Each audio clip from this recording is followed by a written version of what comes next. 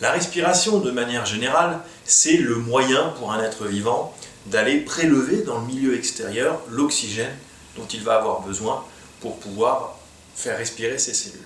Alors bien sûr, étant donné qu'on a des organismes qui vivent en milieu aérien et d'autres en milieu aquatique, eh bien chaque organisme aura un appareil spécifique et adapté à son milieu. On les verra tout à l'heure. Et puis vous avez un autre type de respiration, c'est la respiration cellulaire, c'est-à-dire une respiration qui a lieu dans toute cellule qui respire, qu'elle soit végétale, animale, une cellule de souris comme une cellule d'homme, respire de la même manière. C'est un phénomène, une équation, qu'on va détailler tout à l'heure, et qui explique ce que fait la cellule de l'oxygène et quels sont les déchets qu'elle produira suite à l'utilisation de l'oxygène. Donc il y a la respiration à l'échelle de la cellule et la respiration de manière générale, globale, générique, à savoir quelle est la mécanique respiratoire qui permet à l'organisme de récupérer de l'oxygène. Alors on va d'abord évoquer les différents types d'appareils respiratoires en fonction du milieu de vie de l'organisme. Un organisme qui vit en milieu aquatique aura un appareil respiratoire adapté pour prélever l'oxygène dissous dans l'eau. C'est le cas par exemple des poissons qui auront un appareil respiratoire que l'on nomme les branchies. On parle de respiration branchiale. Dans ce cas précis, vous avez les branchies qui vont capturer l'oxygène qui est contenu dans l'eau grâce à un flux continu qui est réalisé par le poisson. Donc le poisson avale de l'eau et le refait évacuer au niveau de ses opercules, et c'est ce courant permanent d'eau qui va alimenter en oxygène frais les branchies qui vont les prélever et ainsi retrouver l'oxygène dans le sang. Ça c'est pour la respiration branchiale. Vous avez aussi des respirations aériennes. Alors on va commencer par un type de mécanique respiratoire assez simple, c'est la respiration trachéenne chez les insectes notamment, où là vous avez, si on prend l'exemple de cet insecte, un corps qui est parcouru de canaux multiples, ce qu'on appelle des trachées, et ces canaux, vous le voyez, sont à la sortie fermés ou ouverts grâce à des petits orifices qu'on appelle des stigmates. En d'autres termes, l'insecte va ouvrir ou fermer ses stigmates selon les besoins, l'oxygène va ainsi pénétrer dans l'appareil respiratoire, dans les trachées, et vous allez avoir, en fonction des mouvements du corps de l'insecte, un mouvement de l'air tout au long du corps de l'organisme pour que les cellules puissent prélever l'oxygène dans cet air. On parle de respiration trachéenne. Vous avez aussi, bien entendu, on va l'évoquer juste après, la respiration pulmonaire à l'aide de poumons, qui est toujours aérienne, mais également un type particulier de respiration qui est une respiration mixte, à savoir à la fois aquatique et à la fois aérienne. C'est ce que l'on nomme la respiration cutanée.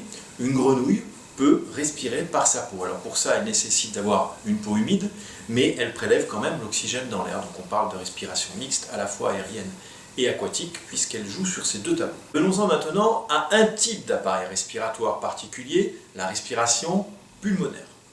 Chez l'homme, bien entendu, elle est réalisée grâce à des poumons, mais il y a tout un appareil respiratoire en dehors des poumons qu'il va falloir détailler. Alors pour commencer, lorsqu'on regarde le schéma de l'appareil respiratoire, on constate, tout comme on l'avait vu pour l'appareil digestif, qu'il y a une entrée, la bouche ou les fosses nasales, dans le cas de l'appareil respiratoire, qui se prolonge au niveau de l'œsophage. Donc on a une partie commune entre l'appareil digestif et l'appareil respiratoire. Et puis à un moment donné, on a un carrefour qui est le larynx.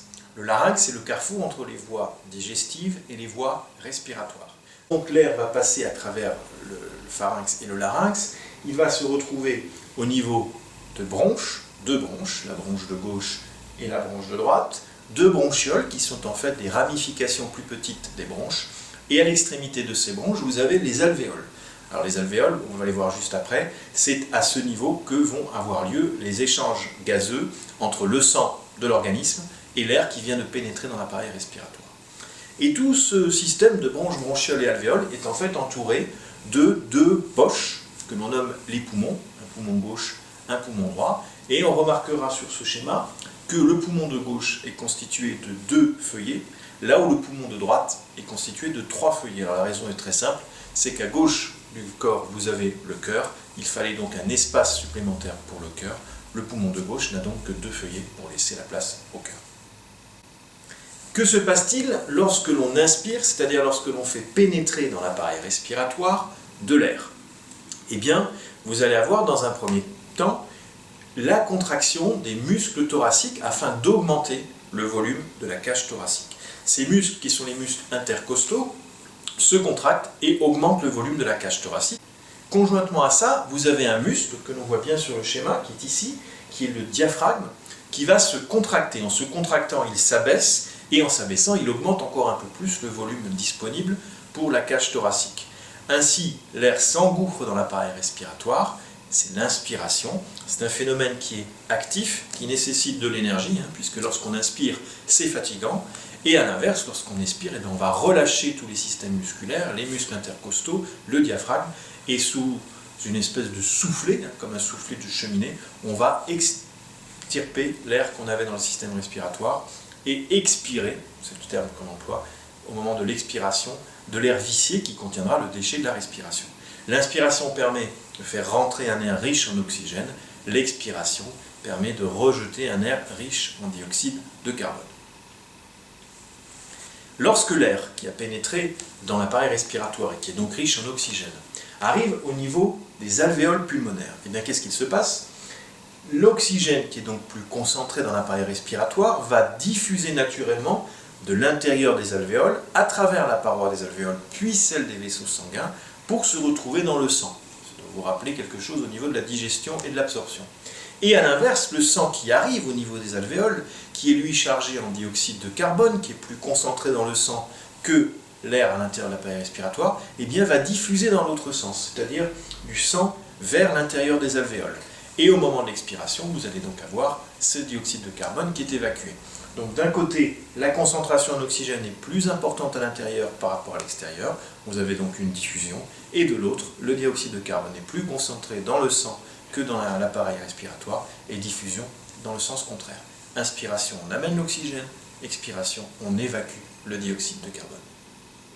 Quand on regarde avec attention les alvéoles, on constate, tout comme c'était le cas au niveau de l'intestin grêle, puisque c'est une zone d'échange, qu'elles sont très intensément vascularisées, c'est-à-dire que vous avez beaucoup de vaisseaux sanguins à proximité de ces alvéoles, tout simplement parce que c'est le siège des échanges, et que donc l'air qui contient de l'oxygène va pouvoir passer, alors attention, ce n'est pas de l'air qui passe, mais l'oxygène va pouvoir passer à travers la paroi des alvéoles, puis celle des vaisseaux sanguins, et se retrouver dans le sang.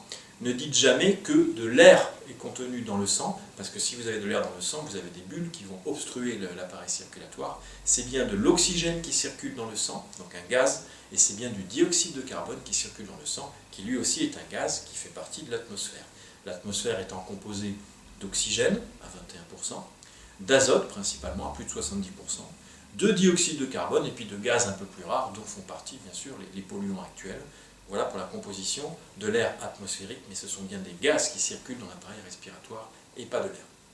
Lorsque l'oxygène se retrouve dans le sang, il doit être pris, capté par un moyen quelconque. Et ça, c'est le sang qui a ce rôle, mais plus précisément les globules rouges. Alors les globules rouges, ce sont des cellules sanguines, on les abordera plus en détail au niveau de la circulation sanguine. Ce sont des cellules qui ont une particularité, ils ont un pigment, qui est l'hémoglobine, qui va pouvoir capter indifféremment l'oxygène ou le dioxyde de carbone. Donc lorsque l'oxygène est capté par cette hémoglobine, vous avez une sorte d'oxydation qui se fait, et ce pigment capte l'oxygène, et ainsi le globule rouge peut circuler tout au long de l'appareil circulatoire et aller l'amener aux cellules qui en ont besoin. A l'inverse, une cellule qui vient de respirer, ce qu'on va voir juste après, eh bien elle va donner à cette hémoglobine, et donc à ce globule rouge, qu'on appelle aussi hématie, son dioxyde de carbone. Le globule rouge va le capter sur son pigment et ainsi le transporter jusqu'à l'appareil respiratoire pour pouvoir l'évacuer. Lorsque votre hémoglobine et votre globule rouge arrivent dans une cellule, ils donnent à la cellule l'oxygène. L'oxygène qui va être utilisé lors d'un phénomène qui est très particulier, qui est la respiration cellulaire. Cette respiration a donc lieu dans toutes les cellules qui respirent, qu'elles soient végétales ou animales. Elle est commune à tous les êtres vivants qui respirent. C'est la même équation, le même phénomène. Et vous l'avez ici. Alors, tout d'abord, l'oxygène va être, avec de l'eau, le carburant qui va permettre de brûler le glucose qui sera aussi amené au niveau du sang et au niveau des cellules. Ce glucose donc, qui va être brûlé grâce à l'oxygène, va libérer une énergie qu'on appelle l'adénosine triphosphate, l'ATP, en tous les cas une énergie qui va être utilisable par la cellule. C'est ça le but de la respiration cellulaire et le but aussi de la digestion et de l'absorption des nutriments, notamment du glucose. Le glucose est oxydé, il est brûlé, on a de l'énergie disponible, et bien sûr des déchets. Comme dans toute combustion, imaginez un moteur qui produit des déchets d'échappement, et bien là vous avez du dioxyde de carbone qui est un déchet de la respiration, au même titre que de la vapeur d'eau. Ce dioxyde de carbone, il est donné de la cellule vers les globules rouges qui le récupèrent et vont l'évacuer. Donc on utilise l'oxygène et le glucose pour produire de l'énergie, c'est ça le but de la respiration, et le CO2 qui est le déchet, le dioxyde de carbone, est redonné aux cellules sanguines qui vont l'amener à l'extérieur du corps humain lors de l'expiration. Le but de la respiration est donc de pouvoir utiliser le glucose, qui est une source potentielle d'énergie, et de libérer par oxydation de ce glucose grâce à l'oxygène, une énergie qui va être utile à la cellule pour son fonctionnement à terme, son renouvellement, pour fabriquer de la matière au niveau d'un organisme. Donc digestion, absorption, respiration et circulation sont donc des phénomènes très intimement liés.